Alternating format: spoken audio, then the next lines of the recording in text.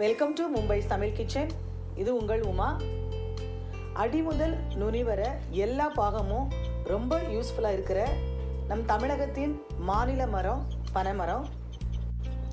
இந்த பனைமரத்து ஓலையில் மாவை வச்சு மூடி வேக வச்சு செய்கிற திருநெல்வேலி ஸ்பெஷல் பனை ஓலை கொழுக்கட்டை ரெசிபி தான் இன்றைக்கி நம்ம கிச்சனில் பார்க்க போகிறோம். இந்த கொழுக்கட்டையை திருநெல்வேலி மாவட்டத்தில் இருக்கிற எங்கள் ஊரில் இருந்து நம்ம மீடியா பார்ட்னர் ஆனந்திஸ் கிரியேட்டிவ் ஸ்பாட் ஆனந்தியும் எங்கள் ஃபேமிலியும் நமக்காக செய்து காட்ட போகிறாங்க. வாங்க ரெசிபிக்குள்ளே போகலாம்.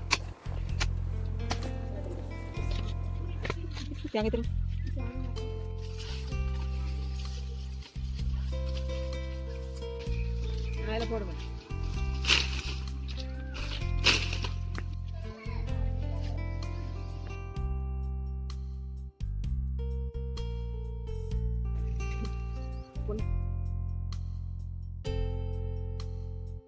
கருப்பட்டி வந்து எவ்வளோ தூரத்துக்கு காய்க்கணும் நீ? அது அந்த கருப்பட்டி துண்டு துண்டா இல்லாமல் இருக்குல்ல, கரைஞ்சோட நம்ம எடுத்துடலாம். சும்மா அதில் உள்ள கல் மண் என்னது நீக்கையில் நம்ம துண்டு துண்டா இருக்கக்கூடாதுன்னா நம்ம இதை தண்ணியாட்டாக்கு அப்போ அரிச்சு தான் நீங்கள் சேர்த்து அரிச்சு தான் சேர்க்கணும். அது இனி விரசம் போது நம்ம விரசத்துக்கு என்ன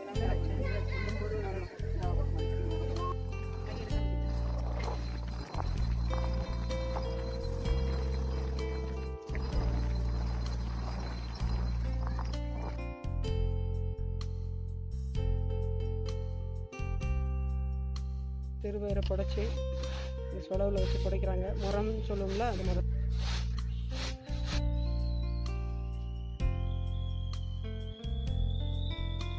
மாவு கஷ்டப்பாரு அப்படி தானே நீ? இதில் என்னெல்லாம் போட்டிருக்கீங்க? பச்சரிசி மாவு, சம்பா பச்சரிசி மாவு 1 கிலோ போட்டிருக்கோம். சரி. அப்புறக்கு செருபேத்தம் பருப்பு வறுத்து அதை திரிச்சு நம்ம 1/2 கிலோ போட்டிருக்கோம். சரி, ஓகே. அப்புறம் சுக்கி அழகா மணத்துக்கு போட்டிருக்கோம். சரி. அப்புறக்கு தேங்காய் வறுத்து 1 கிலோ மாவுக்கு 1 தேங்காய் வறுத்து நம்ம அதை ஒரு மிக்ஸில் ஒருக்கா அடிச்சு நம்ம அப்படியே மிக்ஸ் பண்ணி வச்சிருக்கோம். இப்போ எல்லா மாவையும் மிக்ஸ் பண்ணி வச்சிருக்கோம். சரி. இப்போ அதோட நம்ம வந்து இந்த கருப்பட்டி பாக நம்ம ஊற்றி நம்ம விரசணும். ஓ, சரி, ஓகே.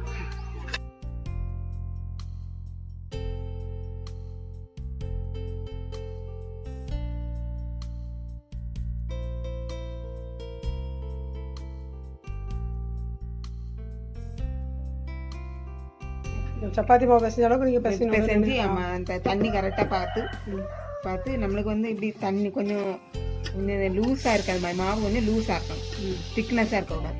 சரி, சாஃப்டாக இருக்கணும். சாஃப்டாக இருக்கணும். சப்பாத்தி மாவு மாதிரி. சப்பாத்தி மாதிரி ரொம்ப இருவே இருக்கோம்னா இது வந்து சாஃப்டாக இருக்கணும். சரி. அதோடு கொஞ்சம் தண்ணியாக தான் இருந்தால் நல்லாயிருக்கும். சரி. மாவு வெடிக்க விடாது.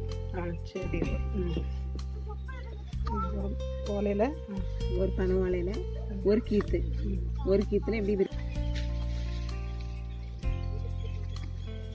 எவ்வளோ நீளம் வைக்கணுமோ அது வைக்கலாம். நம்மளுக்கு தேவை எவ்வளவோ அவ்வளோக்கு வச்சிடணும். இப்படி மடிக்கணும். ஆமாம்.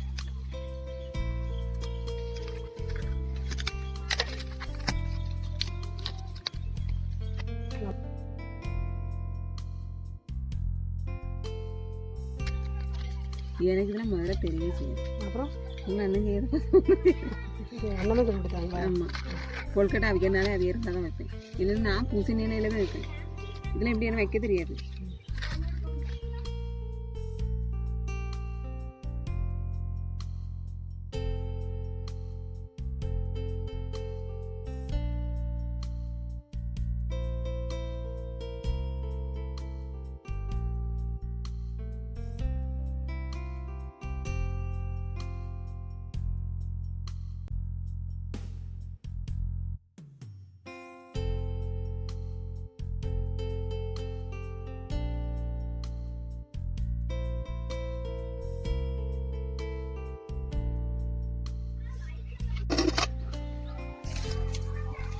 இப்போ என்ன பண்ணுறீங்க நீ?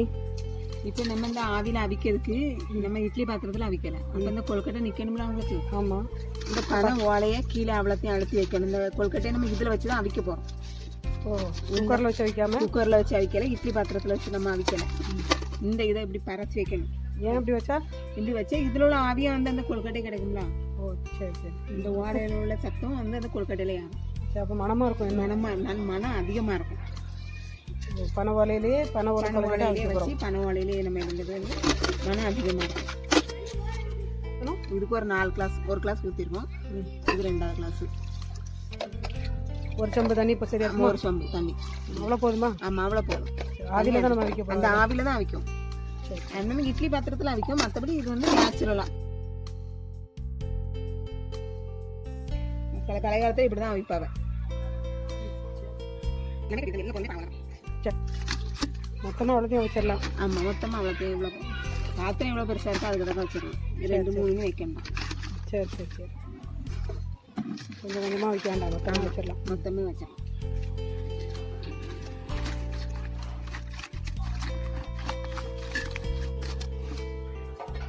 இது மூடி அப்படியே இனிமேல் ஒரு வெயிட் போடணும். எந்த பொருள் வச்சாலும் செய்யலாம். செங்கல் வச்சிருமா? பார்த்துங்க.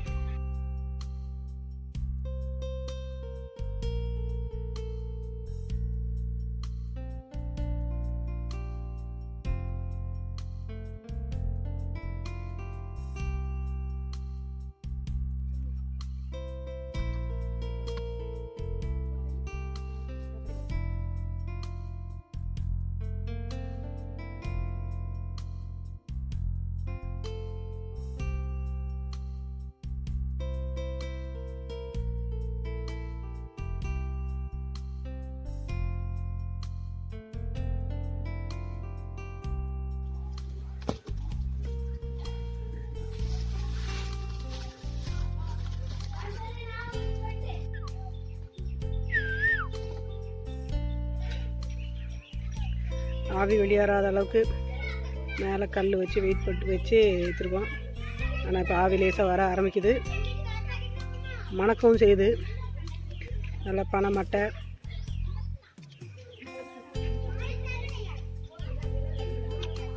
அவிஞ்சிட்டு நினைக்கிறேன். எடுத்து பார்க்கலாம்.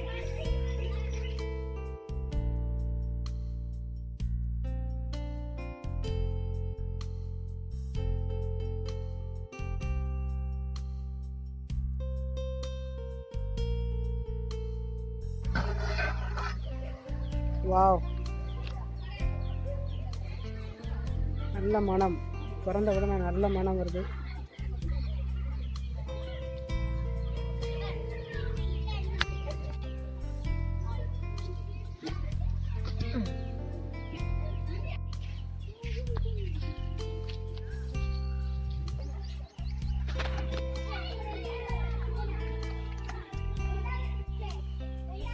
நல்லா வெந்திருக்கு. அப்பா, ஆவி பறக்கிறதுக்கு எப்படி இருக்குடா?